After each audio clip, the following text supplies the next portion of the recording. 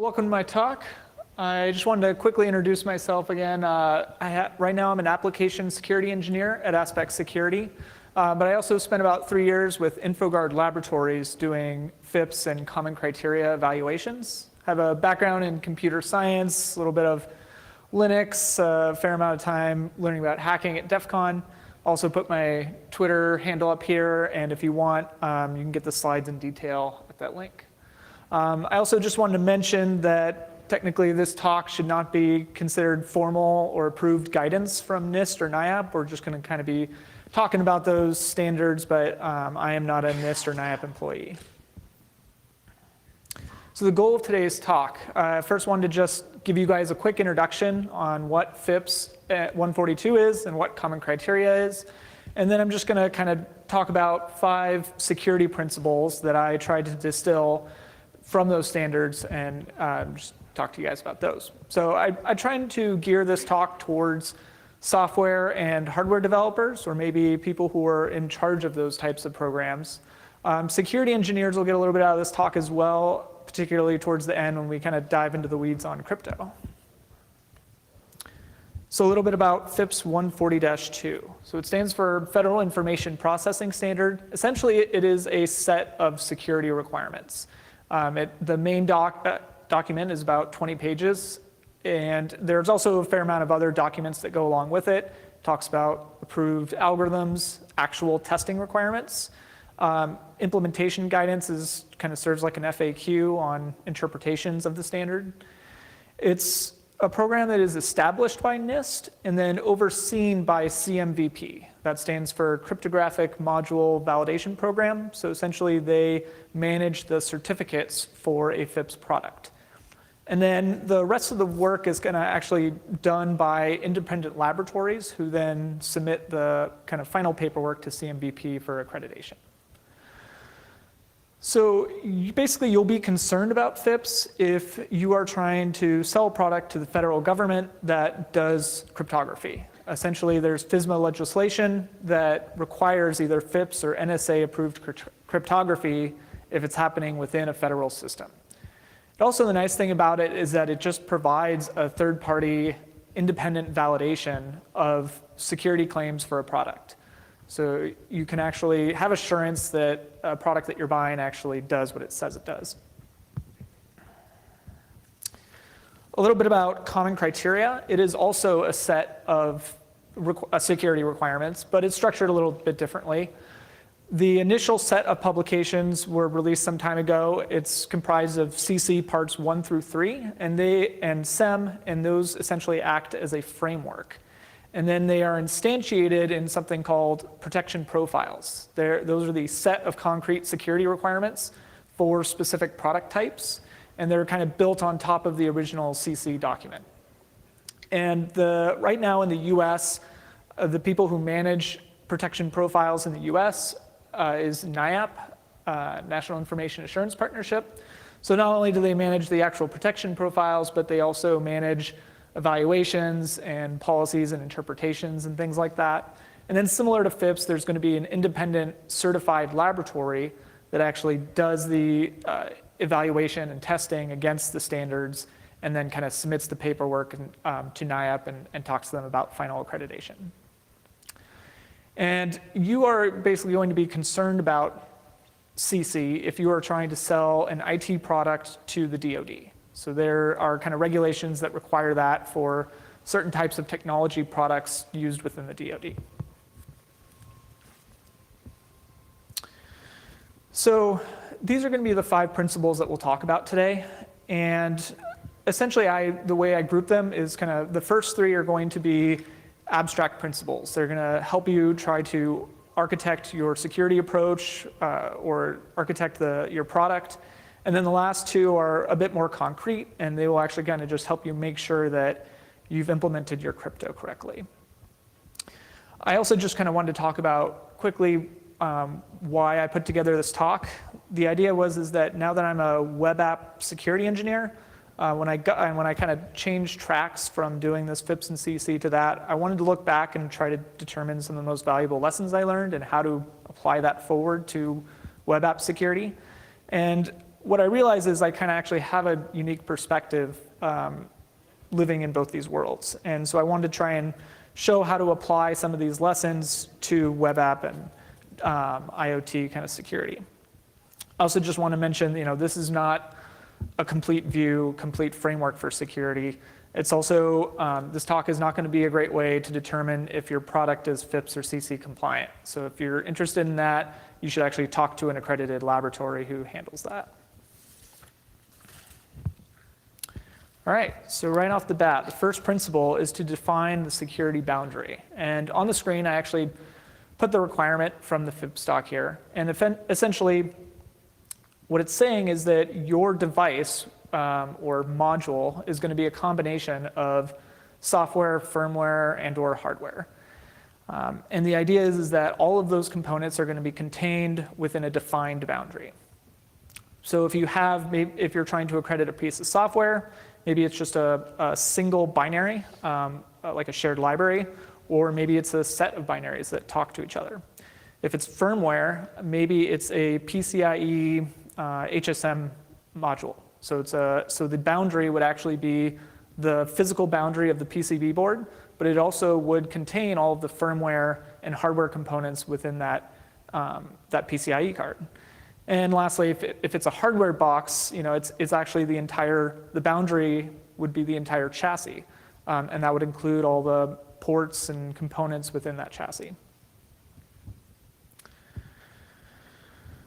So the next step on defining the security boundary is to define the ports and interfaces. So again, I put the FIPS requirement up here on the slide, but I wanted to kind of talk about why we do this. So the idea behind the requirement here is that you define both the physical ports that are on your device, so that might be like an RJ45 port, or even just a power button or something like that if it's a control. And then also the logical interfaces. So that's going to be basically all the logical signals going through the physical port. And the idea here is that you want to define your trust boundary and all of the points of entry into the security boundary. Anything outside the boundary is not trusted and assumed to be unvalidated. Taking this approach to your product and actually trying to define your security boundary forces you to determine what is trusted, what is untrusted, and also how it actually enters the system. When you're looking what's inside the boundary, it also forces you to flush out any unknown or third-party components within your application. Maybe it's an unknown API, a service, or a protocol happening across the network is one of the biggest issues I see. It also kind of lets you determine what components are sensitive, maybe what components are not sensitive and could be excluded from security review if they're not security sensitive. And once you've defined the boundary and the interfaces, then you can actually evaluate the security implications of all of those.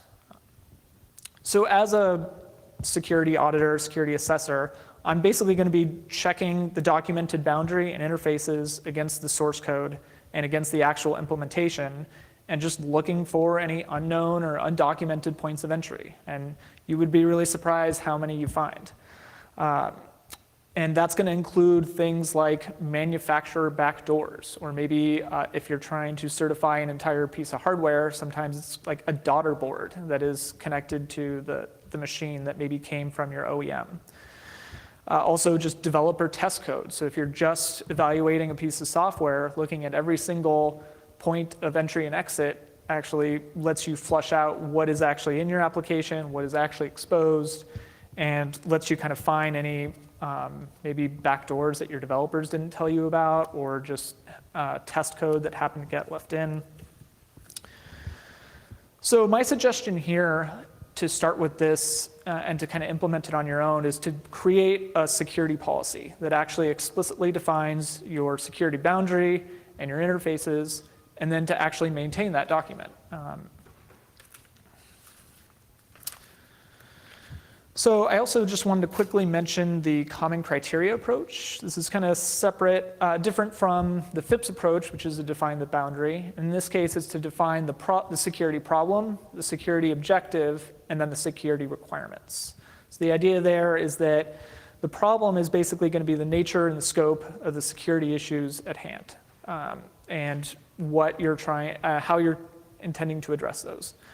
So for example, on a network device, a simple threat is going to be, or sorry, a sample security problem is basically going to be like unauthorized administrator access, trying to prevent unauthorized access to the device. So then you have a security objective, and it basically states your intent on how to counter that threat. And so, for example, your objective might be to protect all communications between the device and an administrator. And then the requirement is basically written in a standardized language and defines how you are planning to implement that security objective. So in this case, if you want to protect all your communications between your device and your administrator, then your requirement is that all sensitive information needs to be protected with TLS or SSH or some other trusted channel. All right, so the second principle is to write a functional specification. So, and again, this is kind of I put the actual requirement from the standard up here. But the idea is that it forces you to basically write out each of the points of entry, each of the ports and interfaces in the module, and also why those ports and interfaces exist, what they do. This kind of, again, forces you to look for undocumented or unknown functions, but it also forces you to have a defined purpose for each of the existing functions that are exposed. If you actually force someone to sit down and write a couple sentences on why these things exist, they might actually rethink whether they need to exist. It also just lets you ensure that there's no test or maintenance functions, and it also lets you determine what is going to be sensitive input versus and sensitive output versus maybe control input and control output.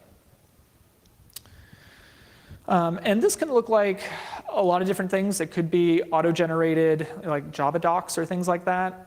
I tend to think that those are unhelpful without some analysis. So having a human actually sit down and look at the Java docs actually forces them to kind of determine what the actual purpose of those functions are. I've also seen just kind of high-level architecture docs that are actively maintained by like a product architect. Talks about at a high level what the device looks like. And so I would kind of recommend just a mixture of both. Use the auto-generated docs, but keep them updated and put them in a format where you can add descriptions to them about why they exist. So the next principle is to prove the security of your CSPs. So a CSP is a critical security parameter. And basically, again, I put another requirement right from FIPS on the screen here. And what it says is that you have to protect or you have to document all of your cryptographic keys, your key components, and any other critical security parameter used by the document. So the way to do that is to essentially write a key management document. And it's going to touch on all of the different points of each cryptographic key and how it's used and why it's used. And we'll actually look at a sample one of those in a second. But I just kind of want to point out that the reason it's important to write a key management document, it's not just an exercise in writing documents. It's important to audit any and all use of cryptography within your system. The protection of these keys is going to be critical to the security of your device. So you should always know where these keys are, what they are, and how they're used. You should also just make sure that this document is actually actively maintained and occasionally even proofed against your source code.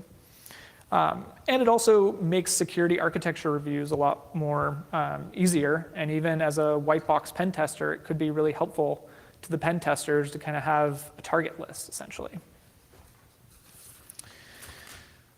So I just wanted to quickly go over kind of this sample key management document and point out a few things here. I essentially adapted this from a public FIPS security policy that's on their website. In particular, this was a Seagate self-encrypting drive. And just wanted to point out a few things. So one is that you'll notice the first 3 lines are for a DRBG input. So DRBG is deterministic random bit generator, essentially like a random number generator, but just a newer term for it.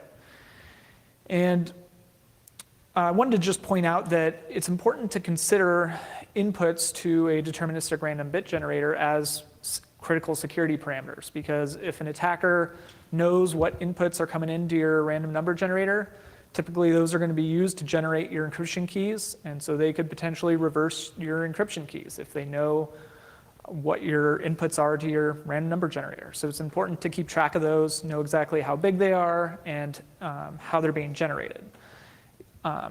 In this instance, for the actual drive, you have the two AES keys in the middle there, the master key and the master key encryption key. And you'll notice that we actually have the algorithm that we're using, the size of it, where it's coming from. So in this case, we know that the DRBG is actually generating the master key. And then actually just also where it's stored and how it's being destroyed. FIPS has a key destruction requirement that says you can't just unallocate the address, you actually have to overwrite it. So in that case, we would want to know exactly how that's happening. And then lastly, I also want to point out that in the FIPS world, authentication data is also going to be considered a critical security parameter. And you guys should keep track of authentication data in that same manner. Know what it is, how big it is, what format it is, how it's coming in, how it's being stored, so that you can keep track of it and know how it's being used. In this case, for a self-encrypting drive, there's probably a couple ways the password's coming in. I think in this case, it was probably like a GUI comes up on the client box, and so they type in their PIN on their keyboard, and then it goes through the USB port. So in this case, it was electronically entered because it's going through the signals of the USB into the device.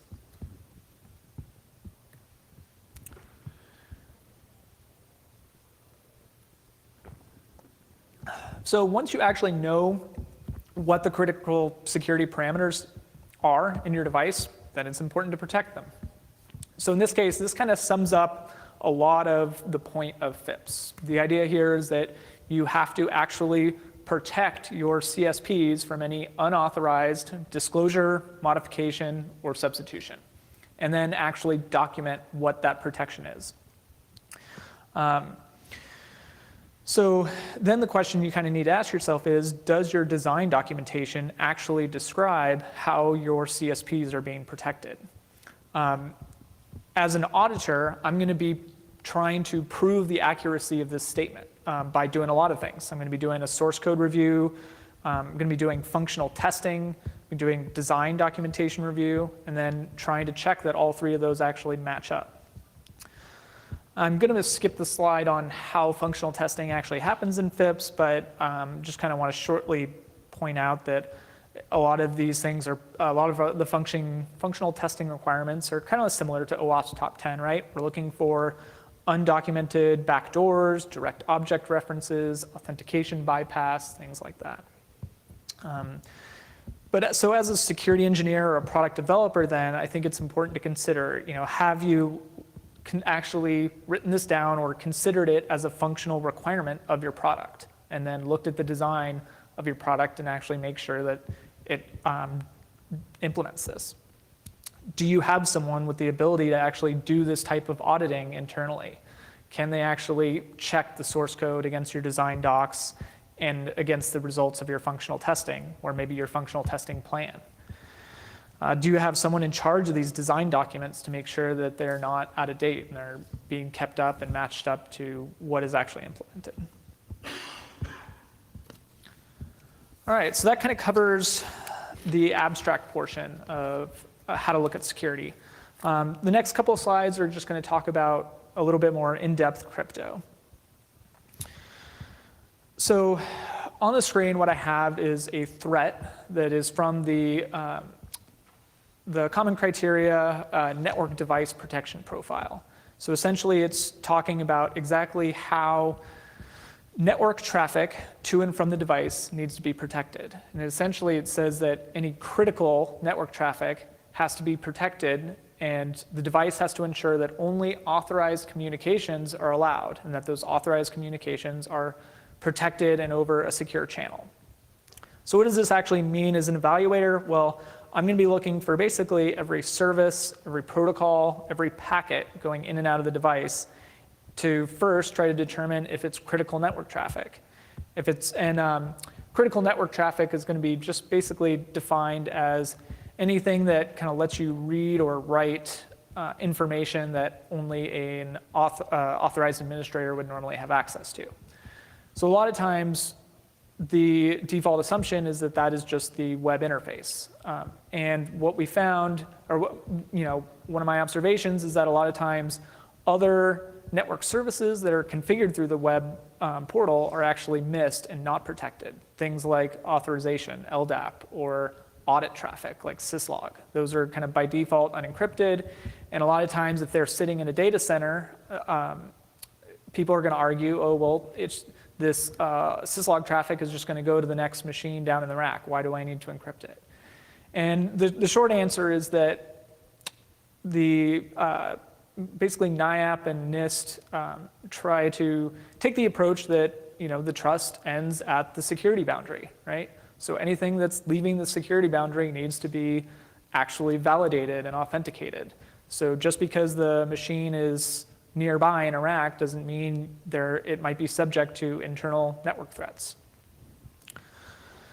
So as a product engineer or a security assessor, I think you should take this requirement essentially as a directive to encrypt as much traffic as you can, even if it's on a trusted interface. Just because it's an internal service like LDAP or syslog doesn't necessarily mean it should be plain text. It might give away design information or other type of sensitive information that normally only an administrator would have access to. In my opinion, I think a lot of these devices need to start offering encrypted tunnels for things like these maintenance protocols. Even if it's optional for the user, at least then it gives them protection against internal threats if they opt in. And this kind of goes back to our original discussion about the security boundary anyways, right? Essentially, the trust is ending at the physical boundary of the box. And anything going in and out needs to be validated and authenticated. I also just kind of want to point out real quick, one of the big kind of sore points I saw when I was validating network devices is this issue of X509 certificates. It's still not being done very well in the wild. The actual requirement written in the Common Criteria Network Device Protection Profile is that not only do certificates need to be validated when you import them or when you first use them, but every time you use them. And essentially that looks like validating all of these different items every time you have an incoming or outgoing connection, right?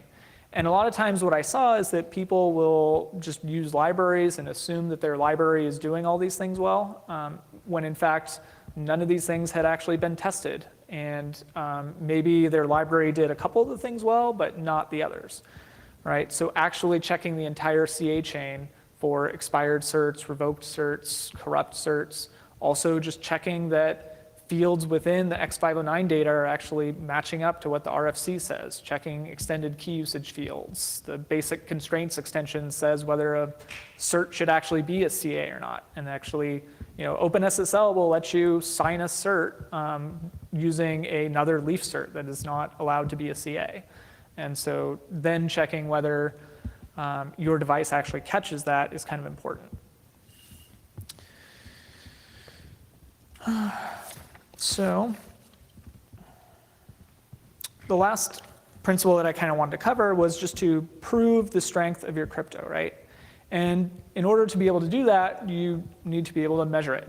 And so NIST actually has a really handy way of measuring crypto strength. They just call it security strength. And essentially, they measure it in amount of bits, and they kind of key it to like an AES, symmetric encryption. So an AES 128-bit key has 128 bits of security strength. And essentially, it's kind of the effort required to brute force that key. So in the case of AES 128, you need maybe one operation for each possible value in the key space. So 2 to the 128 operations, or 128 bits. So I wanted to bring up this table. This is actually just straight from a NIST document, special publication 800-57. And what it does is it puts all of the different algorithms that you might be using in each column, and it tells you what the security strength is of each algorithm and key size. So AES 128 is 128, and then you can see how 3-key triple DES is a little less, and 2-key triple DES is less than that. In FIPS land, 112 bits is the absolute minimum. So anything below, 80 bits and below is essentially considered weak or broken and not allowed for NIST evaluations. What I've kind of noticed is that a lot of people are aware of the security strengths of things like AES or SHA, but not really aware of the security strength of asymmetric algorithms, mainly because the key sizes don't match up, right? They just hear 2048 and they hear 3072 and they think those are big numbers and that's great. Or they hear guidance that RSA 2048 and SHA 256 is the absolute minimum, and that's what they know, and that's what they stick with, right? So I wanted to kind of walk through a TLS cipher suite with this table in mind. So as we talked about, AES 128, really straightforward, right? We find the algorithm and the key size in the table, we look to the left, and it's 128 bits. In the case of TLS, the last item in the cipher suite string is going to be your HMAC. And so in that case, SHA 256, you don't have to worry about that. It's nice and strong.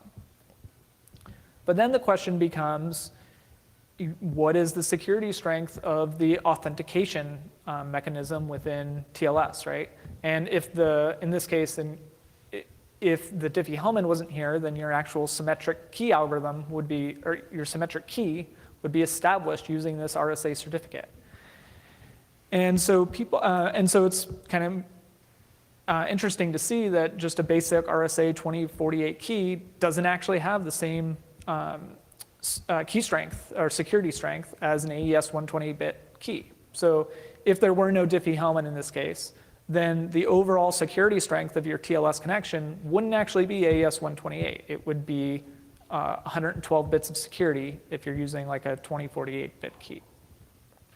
And that's also why, and this kind of explains also why RSA 2048 certificates are always paired with SHA 256, right? Because SHA is a little, functions differently within a digital signature than it does in HMAC, and so the security strengths are actually different. And so SHA 256 gives you at least 120 bits of security strength in the context of a digital signature.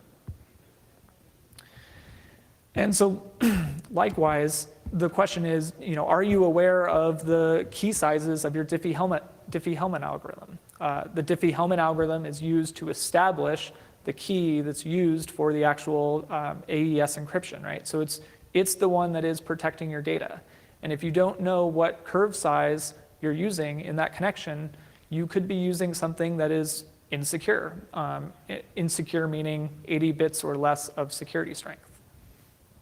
So it's important to really actually understand not just the algorithm that's being used, but the key size that's being used and the context that it's being used and what the equivalent security strength is so that you can actually determine what the entire security strength of your connection is. I also just kind of wanted to point out, for example, Microsoft has been using Diffie-Hellman 1024-bit keys in Server 2012 all the way until 2016, even though 80 bits of security strength has basically been disallowed by NIST since 2010 or 11. And not only that, but it took Microsoft until 2014 to disable Diffie-Hellman with only 512 bits. I also just kind of wanted to quickly cover some algorithms, and this again is straight from a NIST special publication. And in the NIST world, essentially there's the concept of NIST approved, right? These are algorithms that have standards associated with them that have been vetted and approved by NIST, and there are certain key sizes that are disallowed, but in general the algorithm is allowed. And so it's important to look through all of the algorithms that your system is using and determine if they are allowed or not, or weak or broken or insecure, right?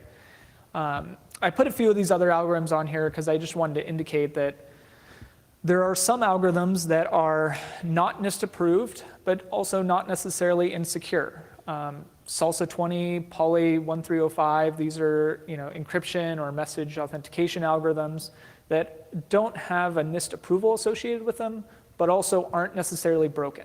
So it's kind of a use at your own risk.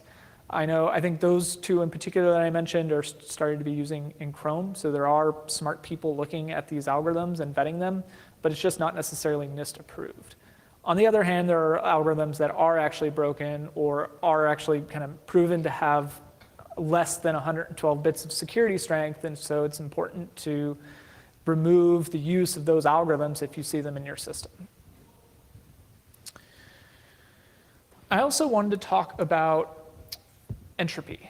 So FIPS has a very interesting requirement, and it basically says that the security of the key generation method also has to be as strong as the security of the key that key generation method is creating. And the way that's interpreted now is not only does your RNG have to be strong, but the actual raw entropy that your hardware is generating that feeds in as input to your RNG also has to have a certain security strength associated with it.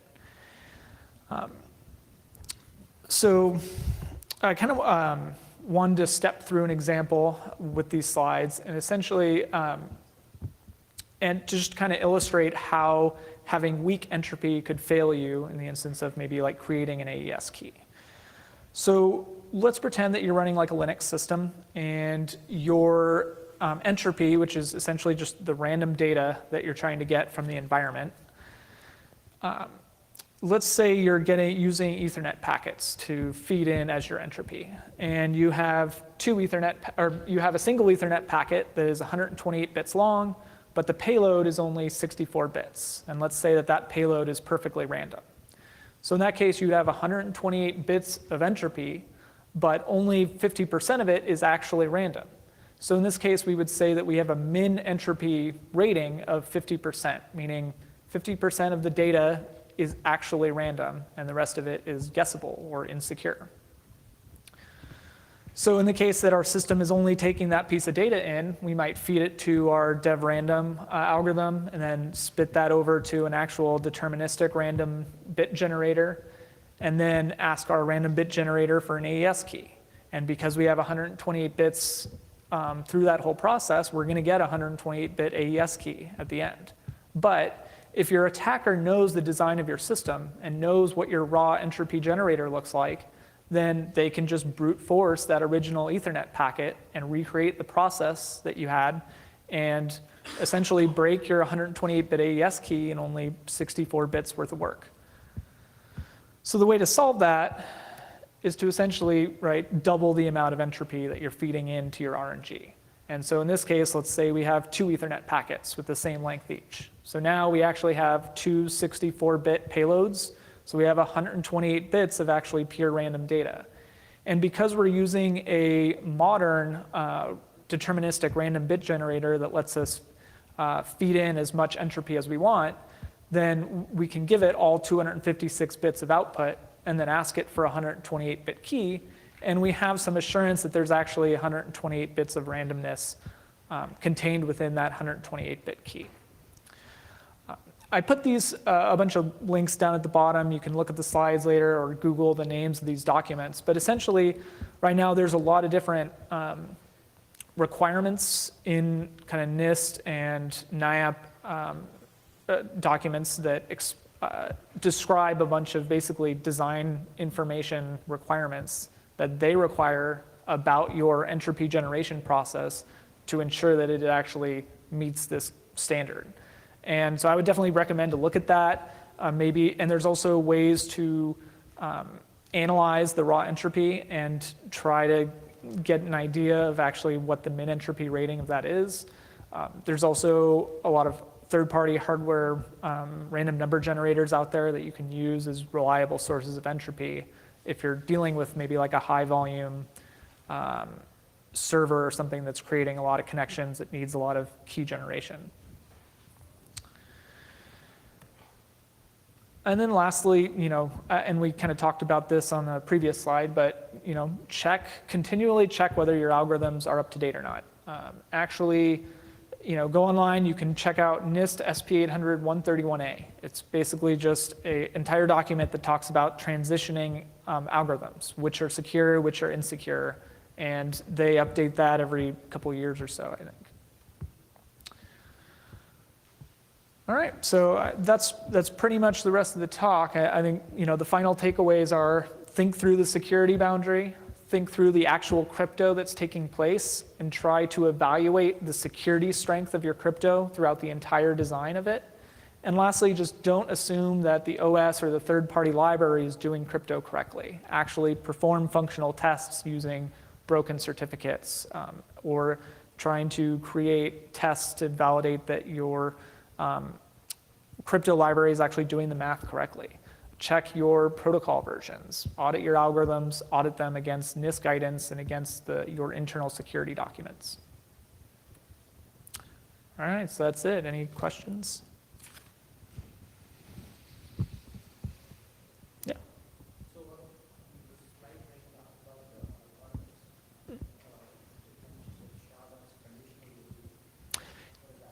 Yes, so that means that it is not allowed in digital signatures, but allowed in the context of hashing. Although that is not taken into context the recent collision attack against SHA-1, so I think they are considering phasing it out, but right now it's still, I believe, I may be wrong, but I think it's still allowed, at least in the context of hashing.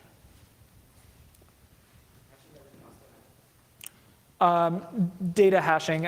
For password hashing, that's actually kind of a separate thing. PBKDF2 is the NIST-approved way of doing password hashing. So hopefully that helps.